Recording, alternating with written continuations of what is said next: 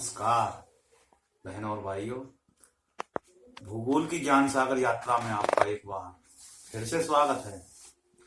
बहनों और भाइयों, ये ज्ञान सागर की यात्रा जो चली हुई है भूगोल की, ये स्थल,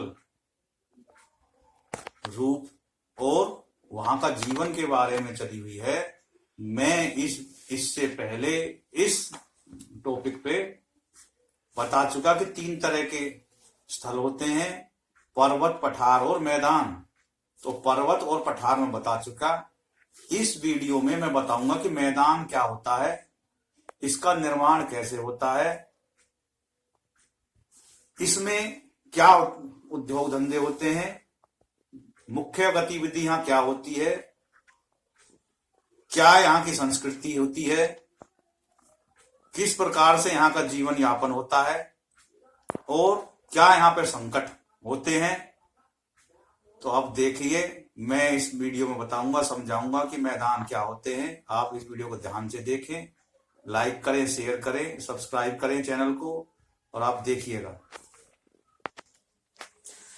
तो ये देखिए, स्थल, रूप और उनका जीवन, विषय है मैदान और मरुस्थल। समय बचा तो बताऊंगा, नहीं अगली वीडियो में बताऊंगा। तो देखो, जो मैदानी एरिया होता है उसका स्वरूप ऐसा होता है जो जिग जैग रूप फॉर्म में होती है, जैसे वेव चलती है ऊपर नीचे, इस तरीके से वो मैदानी एरिया का स्थल होता है। क्यों? सपाट, कहीं तो सपाट होता है, कहीं ऐसे उठ जाता है, फिर नीचे ऐसे जो है मैदानी एरिया चलता रहता है। और इसकी समुद्र तल से दूरी जो बताई गई है वो 300 मीटर से ज्यादा नहीं होती, यानी कि जो समुद्र तल होता है उससे 300 मीटर की दूरी ऊंचाई पे मैदानी एरिया होता है। इससे ज्यादा जो होता है वो पठार में पहुंच जाएगा। लेकिन ये जो है 300 मीटर की तय करी गई है कि भाई जो 300 मीटर के समुद्र तल से एरिया है वो मैदानी एरिया कहलाते हैं। अब इनमें बताता हूं, सबसे पहला टॉपिक है बनते कैसे हैं। तो मैदानी एरिया का जो निर्माण होता है वो नदियों की जो बाढ़ से आई हुई मिट्टी होती है, जो पहाड़ों से बह के जो मिट्टी आई हुई होती है, उनसे मैदानी एरिया का धीरे धीरे निर्माण होता रहता है। नदी अपना रास्ता बदलती रहती है और जो मिट्टी ला ला के, जलोढ़ मिट्टी होती है, बाढ़ की जो तलछट होती है, उसको लाके वहां पे जमा करती रहती है और धीरे धीरे वो एरिया का विस्तार होता रहता है। वो पहले दलदली रहता है, दलदली होने के बाद में फिर बाद में वो जब पानी सूख जाता है तो वो उपजाऊ मिट्टी हो जाती है। इस प्रकार से वो जो मिट्टी होती है उसमें हल्की सी चट्टानी, कंकड़ पत्थर भी थोड़े बहुत रहते हैं और उसमें बालू मिट्टी रहती है और थोड़े उसमें कहीं कहीं चट्टानी मिट्टी भी कहीं कहीं, जब जैसे ऊपर से पठारी एरिया से वो नीचे निकल के आई तो उसमें चट्टानी मिट्टी भी कहीं कहीं होती है। लेकिन मुख्य रूप से जलोढ़ मिट्टी होती है, बहुत उपजाऊ होती है। ये जो एरिया होता है सबका भरण पोषण, पेट भरने के लिए पूरे जो भी स्थल है वहां पे जो पहाड़ी एरिया हैं और है, उनका सबका पेट भरने का गोदाम मान के चलो तो ये मैदानी एरिया होता है। कृषि के लिए बहुत अनुरूप है। तो मैंने बताया, निर्माण मैंने बता दिया कैसे इनका निर्माण होता है, वो नदी की मिट्टी से ही निर्माण होता है। अब दूसरा है कि भाई वहां का व्यवसाय क्या है, मुख्य व्यवसाय क्या है। मुख्य जो व्यवसाय वहां का होता है वो खेतीबाड़ी होता है और पशुपालन होता है और लघु और कुटीर उद्योग। क्योंकि वहां पे तो मिट्टी ही ऐसी होती है कि सोना उगलती है, वो खेती करते हैं, खेती के लिए उपयोग होती है। तो वहां पे सब तरह की फसलें होती हैं। मुख्य रूप से वहां पे धान, चावल जो होता है, धान और गेहूं। जहां पे बारिश कम होती है उस एरिया में चना और मोटे अनाजों में ज्वार, बाजरा, रागी ये होती है। और रेशेदार जो है फसलों में कपास और सन, पटसन जिसे बोलते हैं, वो होता है। सब्जियां होती हैं, जो मैदानी एरिया में जो सब्जियां, जो नदी की जो साथ में जो खातर एरिया होता है उसमें सब्जियां होती हैं। और अन्य प्रकार की जो औषधीय पौधे होते हैं वो भी कोई लगा लेता है, वरना सब्जी होती है। और जहां पे कम बारिश होती है, जो मरुस्थल उनका एरिया होता है, वहां पे कपास होती है और सरसों होती है, जो तिलहन फसल होती है। इसी तरीके से सोयाबीन, दलहन फसलें, यानी कि फसलों की तो खान है। और नकदी फसलों में गन्ना होता है। जो भी नमी वाला एरिया होता है, वहां का तराई एरिया, वहां पे आम के बाग होते हैं। और जहां की मिट्टी खारी होती है, वहां पे जो है अमरूद और ये संतरे, बेर, इनके जो है बागान होते हैं।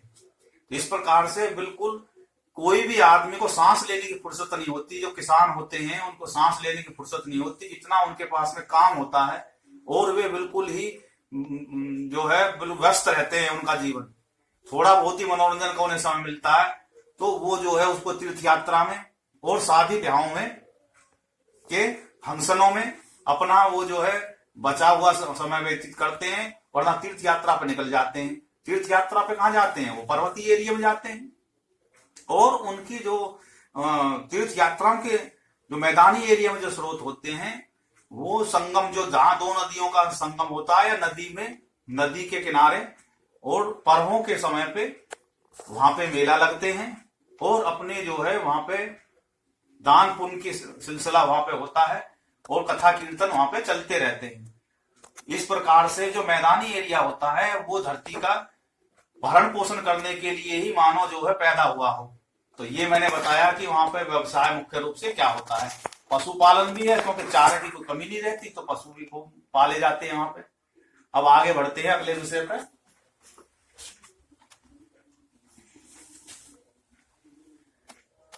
सिंचाई। वहां पे अब जब खेती होती है तो सिंचाई कैसे होती है? वहां पे जो सिंचाई होती है वो सभी तरह से होती है। वर्षा भी होती है वहां पे, और ट्यूबवेल से सिंचाई होती है, भूजल से। नहरें निकली रहती हैं नदियों से, और नदियों से भी सीधा जो है वो सिंचाई कर लेते हैं। वहां से नदी से नहर बनती है, नहर से नाले बनते हैं और अजवाय बनते हैं, उनसे सिंचाइयां होती है। लेकिन अब हो क्या रहा है कि लालच में आके धान और अन्य जो फसलें होती हैं, गेहूं वगैरह है, उनमें पानी ज्यादा उपयोग होता है। सबसे ज्यादा धान में उपयोग होता है। तो जिन एरियो में पानी की दिक्कत है, वहां के किसान भी जो है पैसे के लालच में आके वहां लगातार किसान जो है धान और गेहूं की फसल लेते हैं। इसकी वजह से भूजल इतना गिर गया है कि पहले तो जो है वहां पे 60-70 फीट पे पानी होता था, फिर धीरे धीरे 100 फीट पे हुआ, फिर अब तो वहां पे 300-350 फीट पे पानी होने लगा है। समरसीबल लगा लिए हैं और उनका दुरुपयोग करते हैं। ये मैं बताऊंगा कि संकट क्या है वहां पे बताऊंगा। मुख्य रूप से सिंचाई के साधन क्या है, वहां पे नहर है, ट्यूबवेल है और तालाबों से भी सिंचाई करते हैं। इस प्रकार से सिंचाई के साधन है। अब वहां पे फसलें कौन कौन सी होती मैं बता दी मैंने। संस्कृति क्या है? वहां की जो संस्कृति है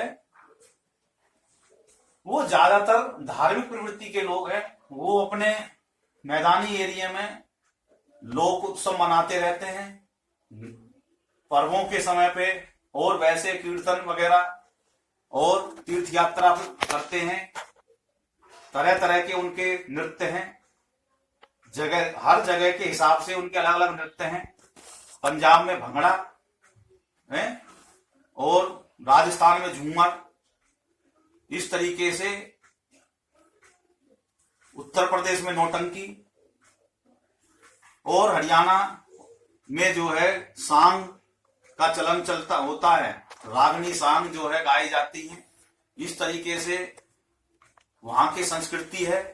वहां पे भगवान श्री कृष्ण और राम के जो है चरित्र का बखान होता है।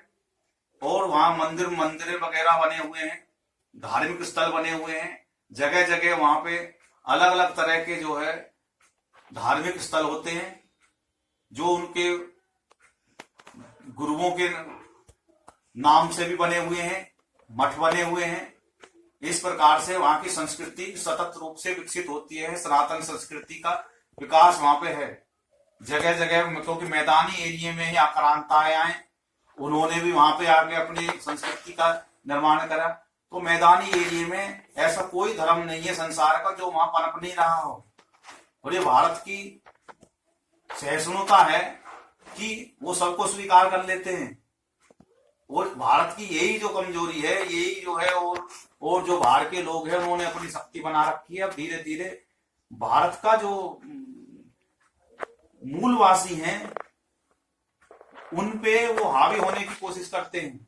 लेकिन मेरा कहने का मतलब ये विषय अलग है, इस पे हम अपने विषय पे आते हैं। तो अगला जो है विषय है कि गंगा का मैदान क्या है। जैसे मैंने एक उदाहरण लिया गंगा का मैदान, इसी तरीके से ही और भी नदियों के मैदान हैं, कावेरी के और नर्मदा के मैदान हैं। लेकिन जो गंगा का जो मैदान है ये काफी विस्तार लिए हुए है, उत्तरी भारत को घेरे हुए है गंगा का मैदान। और ये कहा जाता है कि भारत की जो भूमि है उसका 1/4 हिस्सा की जो जनसंख्या है, यानी कि लगभग 40 करोड़ की जो संख्या है, वो गंगा के मैदान के आसपास से बसी हुई है। तो ये गंगा का मैदान बहुत ही महत्वपूर्ण मैदान है भारत का। ये सबका भरण पोषण करने के लिए काफी उपयुक्त है, क्योंकि यहाँ की भूमि उपजाऊ है। अगला है कि वहां पे जल मार्ग का भी इस्तेमाल होता है। स्थल मार्ग, जल मार्ग, वायु मार्ग तीनों होते हैं। जल मार्ग में मुख्य रूप से गंगा नदी जो है और अन्य नदियां हैं। गंगा नदी का जो जल मार्ग है, क्योंकि गंगा नदी भारत की सबसे लंबी नदी है, तो वहां से इलाहाबाद से, बनारस से सीधी बंगाल तक की यात्रा जो है वो जो है जलमार्ग से करी जाती है। अब होता है वहां संकट क्या है। आखिरी जो विषय है इसका वो है वहां का संकट क्या है, स्थलीय एरिया का संकट क्या है। जो स्थल मैदानी जो एरिया है उसका जो मुख्य संकट है वो एक तो जनसंख्या वृद्धि हो रही है, क्योंकि मैदानी एरिया में ना तो इतनी ज्यादा मौसम की दिक्कत, फसल बढ़िया होती है, उद्योग धंधे वहां पनपे हुए हैं। इस वजह से जनसंख्या का विस्फोट वहां हो रहा है। इस वजह से लोगों को रहने के लिए जगह की तंगी आने लगी है और वहां पे प्रदूषण फैल गया है, क्योंकि लोग बाग इतने सेल्फिश हो गए हैं वहां के कि वो जगह को अपनाने के लिए तो जो है तैयार हो जाते हैं, लेकिन अपने जिम्मेवारी निभाने से दूर हटते चले जा रहे हैं। इस वजह से साफ सफाई की दिक्कत होती है, दूसरे पे निर्भरता बढ़ती जा रही है। ये भी संकट का विषय है।